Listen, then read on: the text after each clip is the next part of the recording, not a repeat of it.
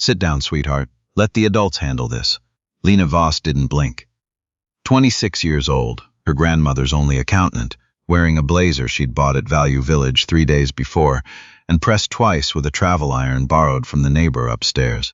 Jerome Whittaker, senior partner at Whittaker Dunbar Associates, didn't look up from his leather portfolio when he said it.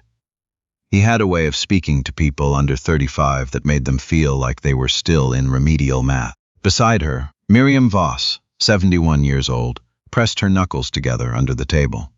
To understand what was about to happen in that boardroom, you have to go back 6 weeks, back to a rented duplex on Sheridan Street in Hamilton, Ontario, where a 26-year-old woman was already awake at 3 in the morning, sitting on the kitchen floor.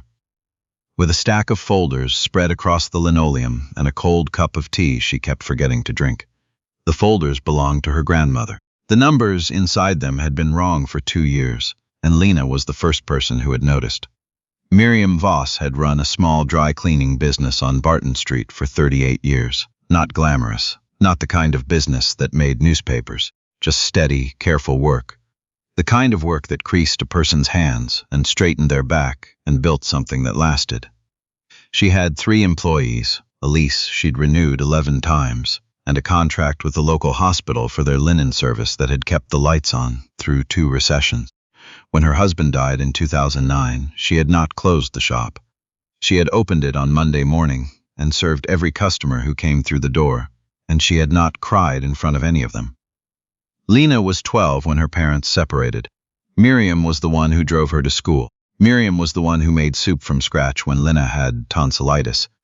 Miriam was the who sat in the front row when Lena graduated from Mohawk College with a diploma in financial accounting. The only person in the auditorium who stood up before the applause was finished. Lena had gone to work for a mid-size firm in Burlington after graduation.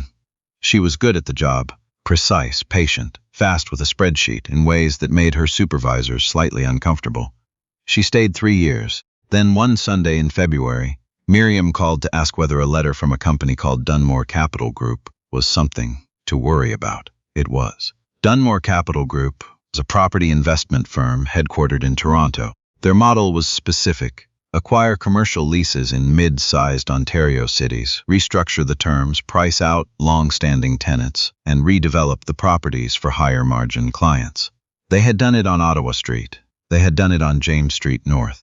They were now doing it on Barton Street, and the letter in Miriam's hand informed her that her lease renewal, the one she had signed in good faith 18 months earlier through a property management intermediary called Harston Holdings, contained a clause she had never been told about. The clause allowed Dunmore to terminate with 60 days' notice if the leaseholder failed to meet a revenue threshold.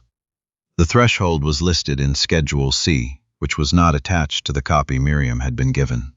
Lena drove to Hamilton that Sunday. She sat at the kitchen table until midnight, reading the lease, the correspondence, the payment records, and the original contract Miriam had signed. She read it again in the morning. Then she called every property lawyer she could find in the Hamilton Wentworth directory and described what she was looking at. 4 of them said they didn't handle commercial lease disputes. 2 said the clause sounded enforceable. 1 took a meeting, listened carefully, said she would look into it, and called back 3 days later to say she had a conflict of interest and couldn't proceed.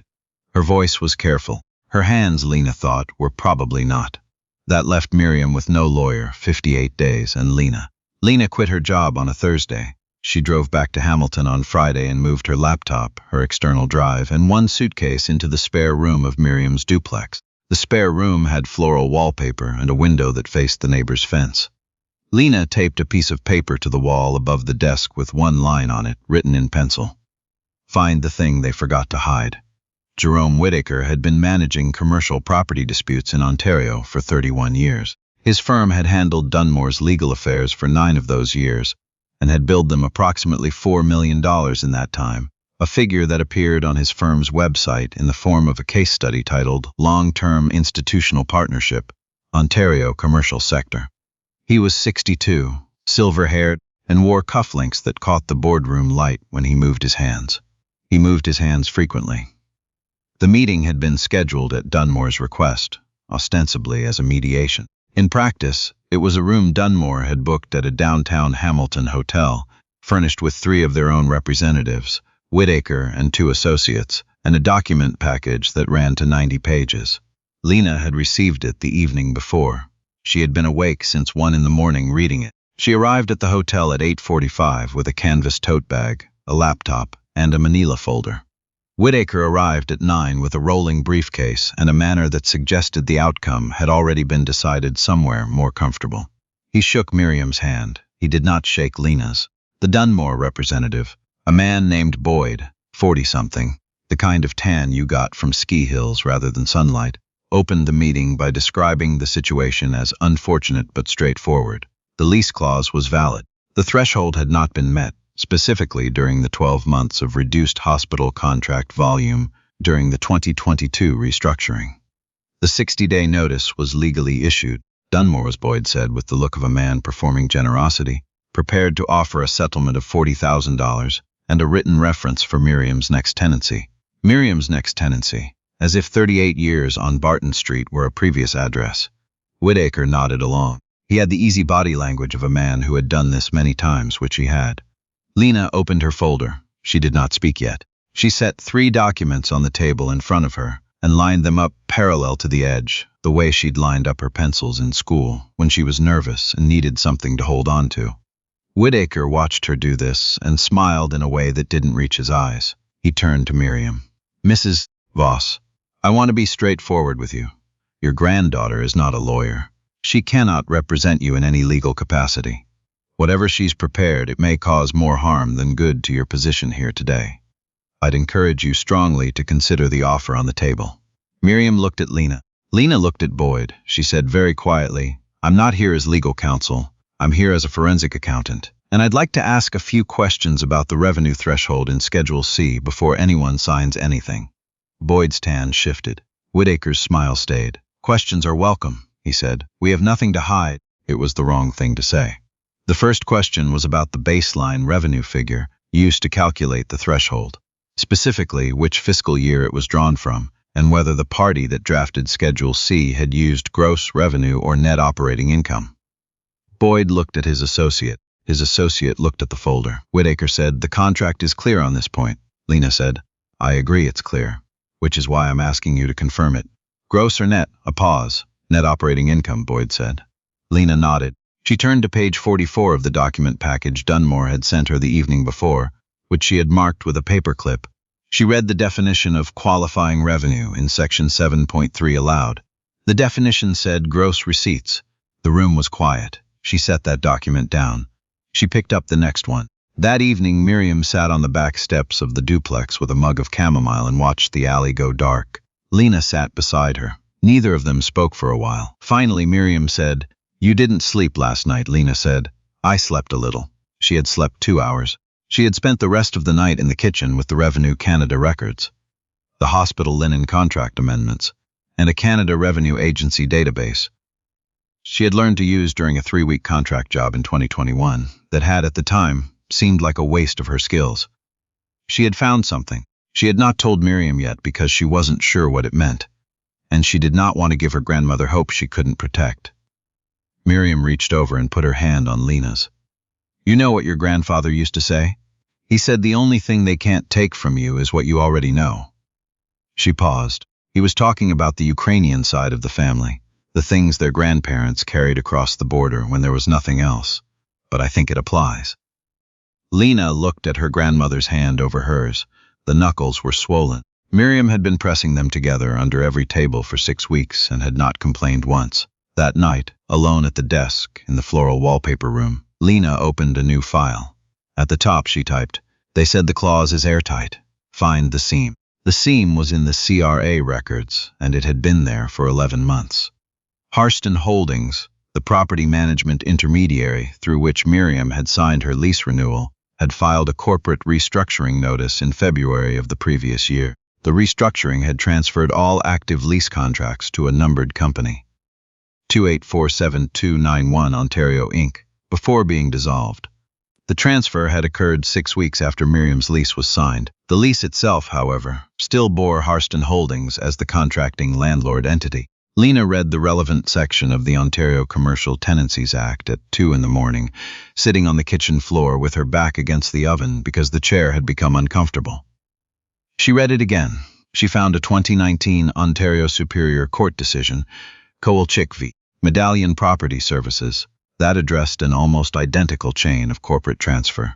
She printed it. She read it twice more. When a contracting landlord entity is dissolved prior to the expiry of the lease term without proper novation or assignment acknowledged by the tenant, the lease obligations, including any enforcement clauses, may be unenforceable as the originating party no longer exists in legal capacity. The lease Dunmore was using to evict Miriam had been signed with a company that had ceased to exist before the first anniversary of the signing. Dunmore had acquired the contract through the numbered company, but Miriam had never been notified of the transfer, never been asked to acknowledge it, and had never signed anything consenting to it. You couldn't enforce a clause through an entity that had dissolved if the tenant had never been told the entity had dissolved. Lena did not let herself react. She pressed her palms flat on the linoleum and breathed out. Then she opened her notebook and wrote down every number, every date, every filing reference. She wrote it in pencil so tight and careful it looked like type. She did not go back to sleep. She was not going to file the motion yet. She was going to wait. She called a contact from her Burlington firm days later, a woman named Dupuy, now in private practice, who had handled 2 commercial tenancy cases and owed Lena a minor professional favor from a shared audit 3 years before. She explained what she had found. Dupuy listened without interrupting, which was not her habit. When Lena finished, Dupuy said, "You understand that if this holds, it doesn't just get the eviction dismissed. It potentially opens Dunmore to a bad faith claim." Lena said, "I understand." Dupuy said, "I'll take the case." She took it at reduced rate. She said it was because the issue was interesting. That was partly true. The second meeting was held 12 days later at the offices of Whitaker Dunbar on King Street West in Hamilton. 3rd floor, frosted glass, the kind of ficus that cost $800, framed photographs of handshakes. Boyd was there again with a different associate. Whitaker was there, with his rolling briefcase and his cufflinks. Dupuy sat to Lena's left. She was 44, compact, with short gray-streaked hair, and the reading glasses she never remembered to push up off the end of her nose. She had a voice like a person who had testified in front of enough adjudicators that the idea no longer produced adrenaline. Miriam sat to Lena's right, good coat. Hands folded, Whitaker opened with a revised settlement offer, $65,000 and a 12-month leaseback option that Lena had already calculated would expire 4 months before the Barton Street block was scheduled for rezoning review. She had read the city's planning committee minutes from the previous March. She was not sure Whitaker knew she had. Dupuy said pleasantly that they would review the offer in due course. She said that before that conversation could proceed, they had some procedural questions about the contracting party on the original lease. Whitaker said there were no procedural questions. The lease was clear. Dupuy set a document on the table. CRA Corporate Registry Filing, Harston Holdings Dissolution Notice, February of the previous year. Alongside it, the Ontario Business Registry entry for 2847291 Ontario Inc., showing the date of the contract transfer. Alongside that, Miriam's original lease signed with Harston Holdings, a company that had ceased to exist before it was ever called on to enforce anything. Whitaker looked at the documents. He looked at Boyd. Boyd looked at his associate. Lena spoke. Not to Whitaker. She looked at Boyd directly, the way she'd learned to look at spreadsheets when she knew the error was there, and she just needed to find which column it was hiding in. She said, "The entity that issued the Schedule C notice to Mrs. Voss was 2847291 Ontario Inc. Mrs. Voss has never signed anything acknowledging that entity as her landlord. She was never notified of the transfer." Under Kowalczyk v. Medallion Property Services, Ontario Superior Court, 2019, the enforcement clause in Schedule C is unenforceable as issued. She paused. "If you'd like, we can move forward with the motion to dismiss. Or we can have a different conversation about what bad faith handling of a lease transfer looks like in front of an Ontario adjudicator." Whitaker's hand moved to his cufflink. He turned it once, twice. It didn't come off. His hands were steadier than Sinclair's had been in other rooms in other cities, but his eyes went to the window and stayed there a moment too long. Boyd said, "We would need time to review." Dupuy said, "Of course." The recess was called. Whitaker and Boyd went to a side room. Lena stayed at the table. Miriam reached over and pressed Lena's hand between both of hers and said nothing. Across the frosted glass, Lena could see the silhouette of Whitaker on his phone. She watched the shape of his shoulders. She had seen shoulders like that before, on the senior manager at her Burlington firm, the one who had passed over her for a promotion in her second year and given it to a man who had been there 8 months and never once caught a discrepancy on a client file. She had not said anything then. She had gone back to her desk and opened the next file and found 3 things in it that the other man had missed. She thought about that sometimes.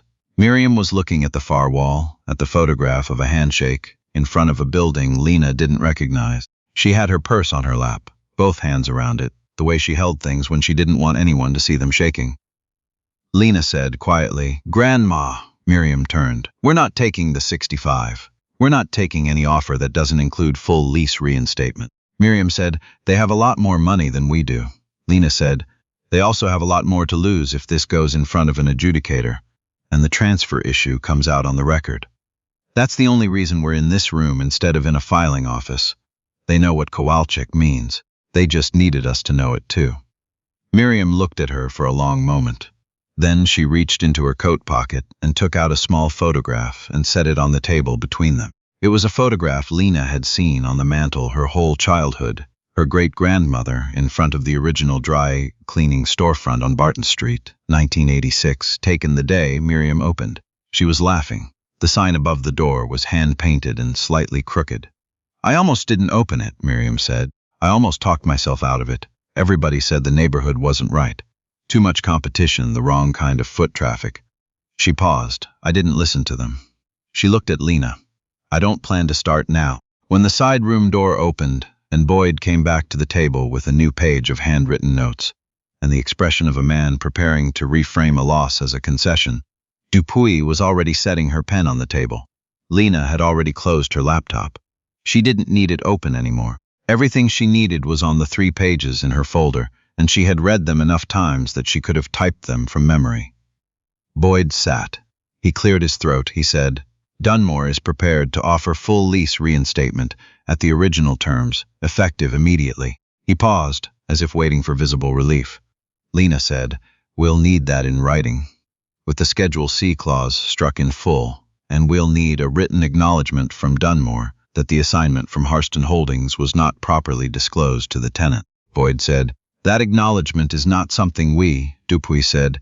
"It's something the adjudicator will likely require anyway if this goes forward. This is the faster version." Another silence. Boyd looked at Whitaker, who was looking at his portfolio. His cufflinks caught the light. He did not turn them. Boyd said, "We'll have documentation to you by end of week." They did. The Schedule C clause was struck. The acknowledgement was included. Dunmore's legal fees for the restructuring were not their only costs. Within 60 days, 2 other Barton Street tenants, who had accepted earlier settlements, retained lawyers and filed motions of their own, citing the same Harston Holdings dissolution issue. A city councilor asked questions at a planning committee meeting that Dunmore's development timeline had not accounted for. A reporter from the Hamilton Spectator called Lena's phone, and Lena said she had no comment on behalf of anyone except her grandmother, and her grandmother's comment was that she planned to be on Barton Street for another 38 years. God willing. As for Whitaker, he did not lose he was not disbarred, but 3 of Dunmore's smaller associated clients quietly moved their files in the following year, and a piece ran in a Hamilton legal newsletter about the Harston Holdings transfer issue that mentioned his firm by name in connection with the drafting. His name appeared twice in the Ontario Law Society's general correspondence over the following 8 months. Nothing formal, just his name, appearing in places he would have preferred it not to. Boyd's tan faded in the way that tans do, and Miriam opened the shop on Monday morning, the way she had opened it the Monday after her husband died, and she served every customer who came through the door. 3 months later, on a Saturday afternoon in November, Lena was sitting at the kitchen table in the Sheridan Street duplex when her phone rang. It was a number she didn't recognize. Toronto area code, a downtown exchange. A woman on the line introduced herself as the director of a mid-size forensic accounting firm that had been retained by a provincial auditor's office to review a series of commercial lease irregularities across 5 Ontario municipalities. She had read about the Barton Street case in the Spectator piece. She had done some further reading. She was wondering, she said, whether Lena Voss was currently available for contract work. Lena looked at the kitchen, the linoleum she had sat on at 3 in the morning, the folder she had not thrown away, the pencil line on the paper she had taped above the desk. Find the thing they forgot to hide, she said. Send me the files. I'll tell you what you've got. Outside, Barton Street ran east toward the escarpment the way it always had. The dry cleaner's light was on. Through the window, you could see Miriam at the counter, moving with the particular efficiency of someone who has done the same good work in the same place for so long that the work has become indistinguishable from the person. There are rooms in this country. Boardrooms, hearing rooms, offices with frosted glass and $800 ficus trees that are designed to make certain people feel as though they don't belong in them. The design is not accidental. The leather portfolios, the rolling briefcases, the cufflinks catching the light. These are not just accessories. They are a language.